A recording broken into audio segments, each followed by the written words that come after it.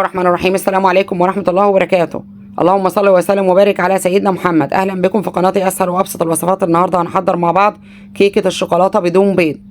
كيكة بدون بيض أطرى وأنجح كيكة ممكن تجربوها. كيكة طرية جدا جدا زي ما انتم شايفين كده، هشة وإسفنجية. هنحضرها النهارده بدقيق الحبة الكاملة وكمان بإضافة الردة مع الحبة الكاملة. مين يصدق الكيكة الهشة الإسفنجية ديت احنا ضايفين لها ردة كمان غير دي الحبة الكاملة. هنشوف مع بعض والنتيجة هتبهركم.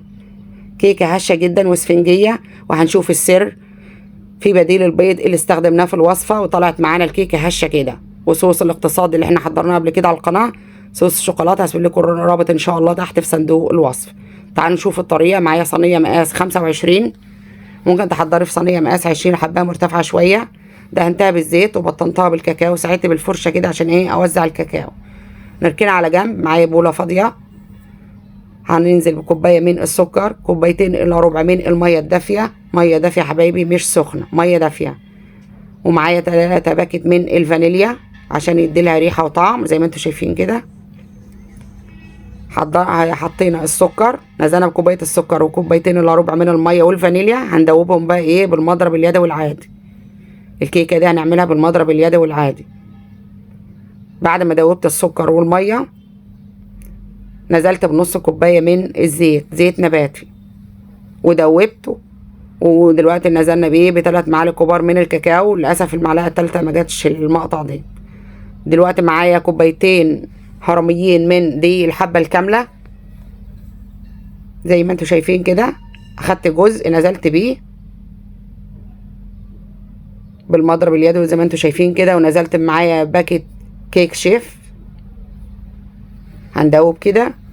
ودلوقتي تعالوا نشوف الردة اللي هنستخدمها. حوالي 3 معالق كبار من الردة، يعني احنا ضايفين دي الحبة الكاملة وكمان ضفت ايه الردة معاها.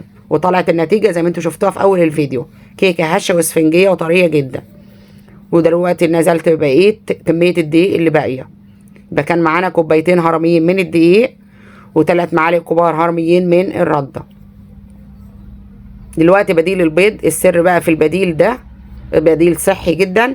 معايا دلوقتي نص معلقة صغيرة من الكربوناتو البيكنج صودا ومعلقتين كبار من الخل. شايفين الفوران اللي حصل يا حبايبي؟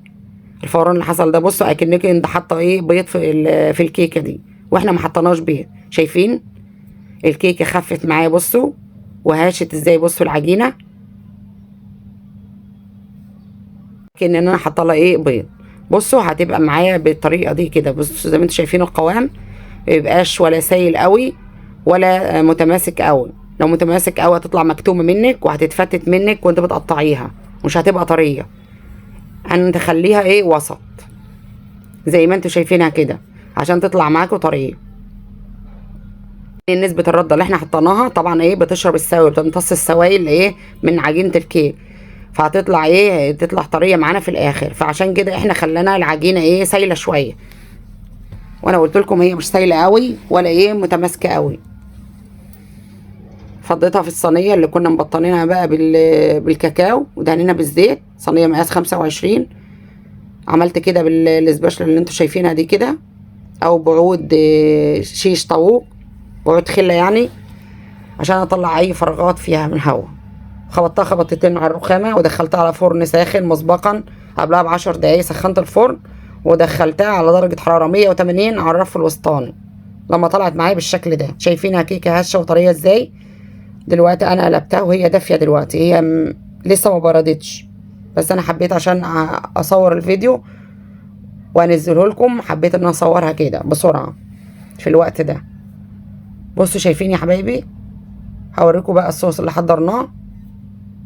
حضرنا قبل كده الصوص اللي زي ده على القناه، بس الصوص ده ايه التاني كان غامق شويه عشان الكاكاو ايه كانت غامقه. عشان اما تشوفوا الصوص الاقتصادي اللي احنا حضرناه قبل كده ما تستغربوش يعني. ده الكاكاو كانت فاتحه. حضر الصوص ده على قد الكيك ده، بس قد الكيكه دي. هننزل بقى بالصوص اللي انتوا شايفينه ده. انا متقلاه شويه ما خليتوش سايل قوي. هسيب لكم ان شاء الله الطريقه بتاع الصوص الاقتصادي. حضرناه ب4 مكونات على القناه، هسيب لكم ان شاء الله. وفي صوص احنا محضرينه برضو ايه بالشوكولاته، لكن الصوص اللي بقول لكم عليه في الفيديو ده دي احنا محضرينه ايه بدون شوكولاته. بصوا زينها زي ما انت عايزه، حابه تسيبيها زي ما هي كده من غير صوص ولا اي حاجه ولا اي زينه، مفيش مشكله. هي كيكه اساسا مشبعه جدا وهتعجبك، وهتقدري تاكلي منها يعني ايه، مش هتزهقي. دلوقتي معايا للزينه، انا معايا عندي دلوقتي جوز الهند. حابه بقى فرماسير شوكولاته والوان، اي حاجه تزيني بيها. ممكن تزينيها بمكسرات، بشوكولات شيبس برضو، اي حاجه. انا زيتها دلوقتي بجوز الهند زي ما انتم شايفين كده، اقل حاجه عندي في البيت الموجود. دلوقتي انا اقطعها مع بعض. شايفين وانا بقطعها بقى، شايفين الطراوه بتاعتها قد ايه طريه وهشه واسفنجيه. مين يصدق بقى ان هي الكيك دي احنا عاملينه بدقيق الحبه الكامله، وكمان مضاف لها رده كمان. شايفين الكيكه شكلها ازاي يا حبايبي؟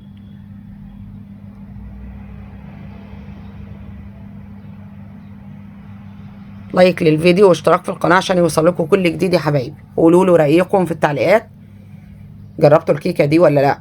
هما جربتوها؟ في اي مشاكل واجهتكم ولا لا؟ عشان اجاوبكم عليها، اي سؤال اجاوبكم عليه هرد عليكم على طول في التعليقات. شايفين الكيكه هشه وطريه ازاي؟